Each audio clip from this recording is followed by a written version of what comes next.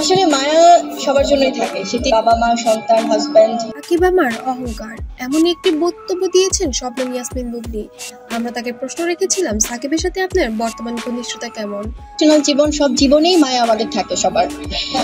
আসলে মায়া সবার জন্যই থাকে, সেটি আবার পরিবারের জন্য হোক বা আমার বাবা মা সন্তান হাজব্যান্ড, সবার জন্যই আসলে মায়া কাজ করে, হয়তো ভ্যারি করে মায়াটা কার জন্য কেমন।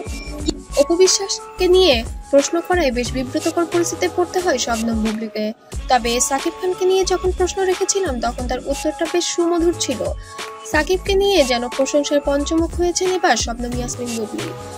বললেন, আমার স্বামী সন্তানের জন্য আমার মায়া সবসময় কাজ করবে এবং তার জন্য আমার সম্মান অনেক উপরে। কিন্তু মায়া কিন্তু আমাদের প্রত্যেকের জীবনে কিন্তু আসলে ওতপ্রোতভাবে জড়িত। তো এটা খুবই ভালো, যদিও অনেক চ্যালেঞ্জ কাজ করেছে, কারণ আমার জায়গা থেকে আমি চেয়েছি পাশাপাশি আমি আমার ঈদটা কাটাবো, ডেফিনেটলি ঈদের আনন্দটা আছে পরিবারের সাথে কাটানোর। সে অনেক সহজ সরল মনের মানুষ, সেই জন্যই সে আজ এত বড় শিল্পী হয়েছেন। আপনাদের ভালোবাসা এবং কৃতজ্ঞতার কারণে আজ সে সাকিব খান। সাকিব খান আজ একা একা সাকিব খান হয়নি, ইন্ডাস্ট্রির জন্য ভালো করতে গিয়ে সে আজ অনেক বড় সুপারস্টার হয়ে গিয়েছে। মানে খুব ঠান্ডা মাথায় থাকেন উনি সবসময়, ভীষণ ভালো একজন মানুষ আমি বলবো, এবং একজন ভালো মানুষই কিন্তু ভালো শিল্পী হয়।